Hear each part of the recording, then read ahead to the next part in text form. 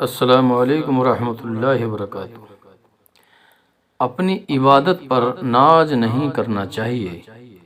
500 سال کی عبادت ایک نعمت کے بدلے میں ختم۔ امام حاکم شہید نے مستدرک حاکم میں حضرت جابر رضی اللہ عنہ سے ایک لمبی روایت نقل فرمائی ہے جو صحیح سند کے ساتھ مروی ہے، اور اس حدیث کو امام منذری رحمۃ اللہ علیہ نے الترغیب والتحریب میں نقل کی ہے۔ عربی عبادت کافی لمبی ہے، اس لیے صرف اس کا خلاصہ پیش کیا جا رہا ہے، شاید کسی کو فائدہ ہو۔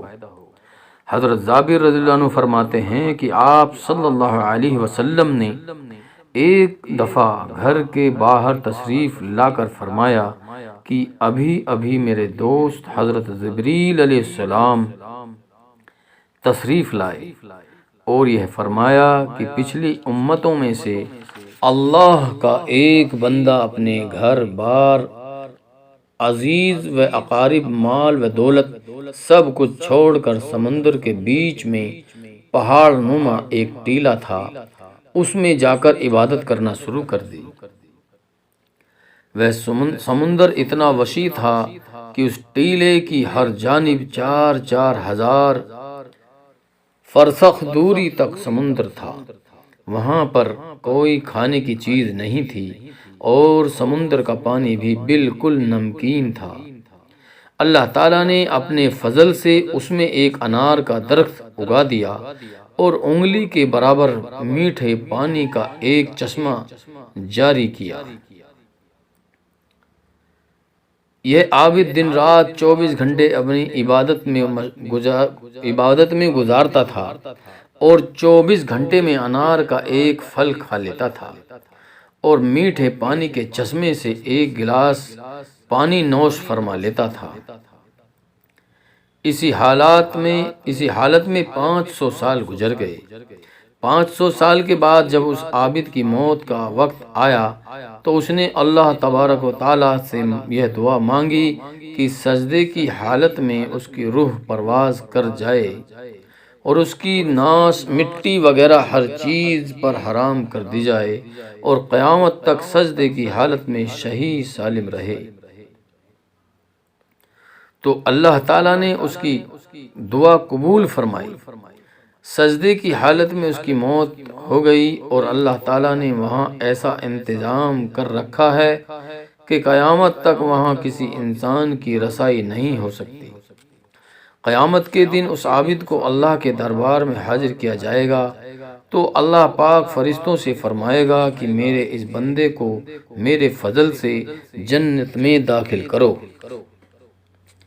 تو وہ عابد کہے گا کہ اے میرے رب، بلکہ میرے عمل کے بدلے میں جنت میں داخل کر دیجئے، کیونکہ میں نے 500 سال تک ایسی عبادت کی ہے جس میں کسی قسم کی ریاکاری کا شائبہ بھی نہیں تھا۔